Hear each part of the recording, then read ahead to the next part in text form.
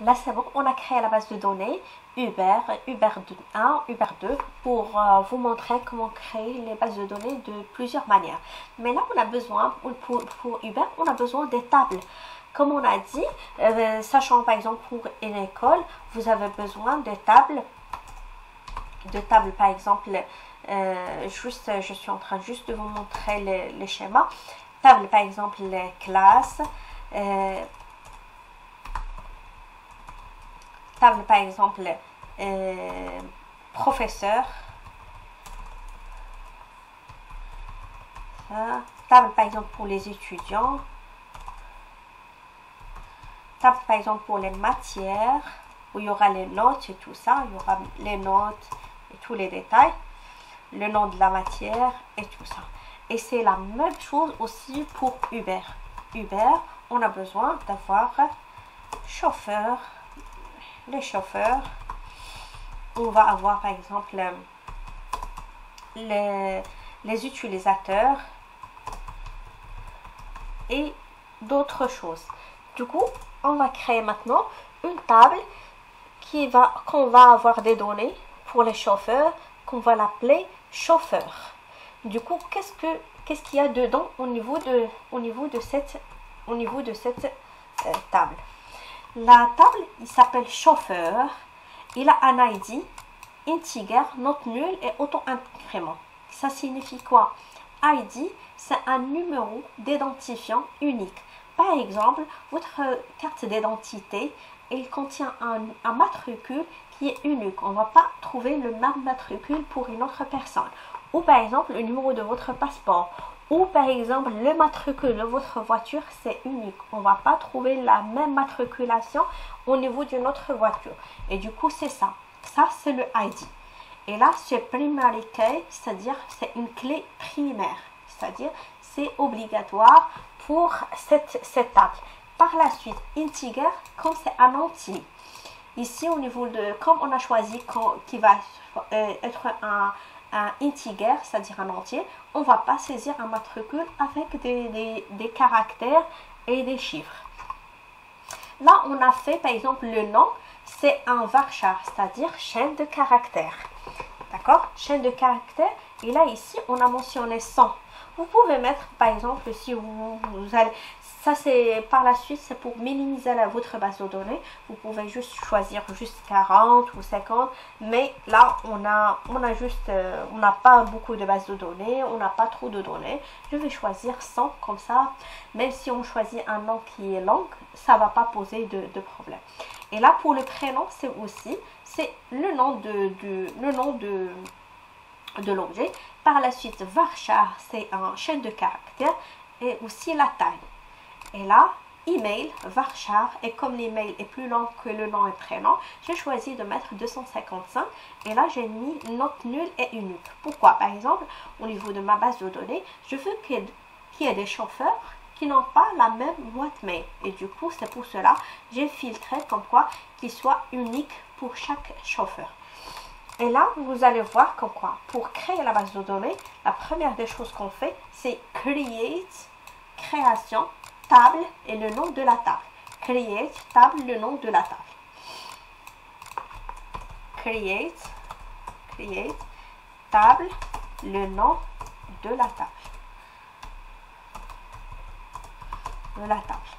D'accord? Le nom de table. Et là, on fait les parenthèses.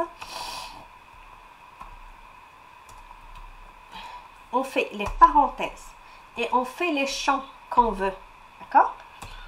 On fait par exemple ID, nom, prénom et tout ça. Par la suite, on fait ça. On va faire par exemple c'est integer. On va faire integer. Ça c'est un varchar. On va faire varchar et la taille. Entre parenthèses. D'accord? N'importe quelle taille que vous voulez. D'accord? Et on clôture. Mais entre l'ID et le nom et le prénom, on doit faire des virgules. D'accord? On doit fermer. D'accord? On a ouvert ici. Et là, on doit fermer. Et par la suite, comme on a dit, chaque requête, on doit la fermer, mais on doit la terminer par point virgule. D'accord? C'est ça, comment on va créer n'importe quelle table. Vous pouvez juste noter ça. Par exemple, lorsque vous allez travailler dans une société, il suffit juste de faire la squelette de votre base de données. Par exemple, ici, create database, vous faites ici non,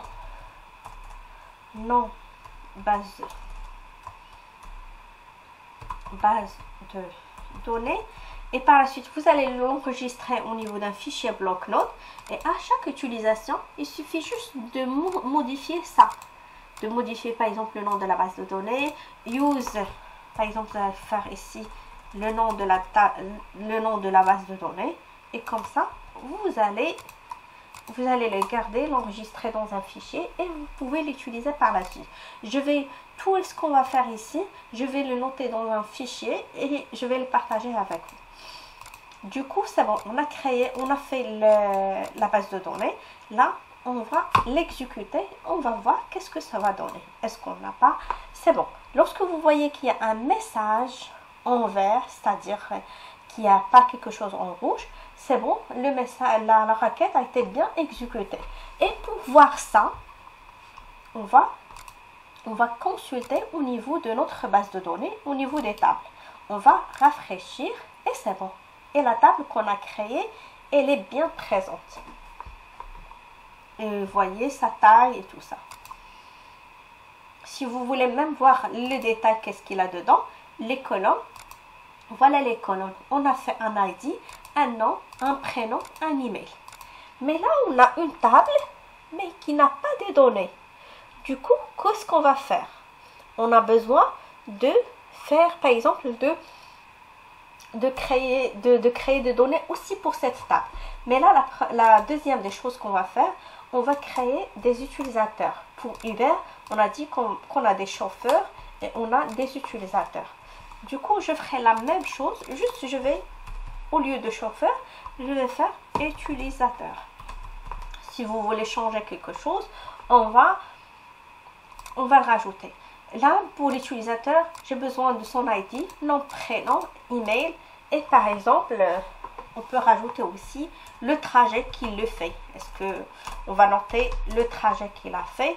On va le faire par exemple varchar de son clavier était fermé.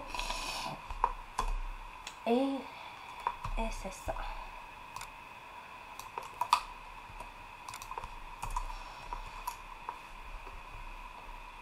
Et là, c'est bon. On va voir qu'est-ce que ça va donner. C'est bon. Là, on voit qu'il est bien créé. On voit que la requête, l'exécution est en vert. Et là, si on n'a pas au niveau des tables, on n'a que chauffeur. On va rafraîchir. On fait clic droit au niveau des tables. Rafraîchir. On voit bien qu'on a l'utilisateur. Si on veut vérifier au niveau des colonnes, on va voir qu'il est bien présent. L'ID, l'identifiant, le nom, le prénom, le trajet et l'email qu'on a effectué. Par la suite, on va commencer par le remplissage par des données. C'est ce qu'on va voir au niveau de la vidéo prochaine.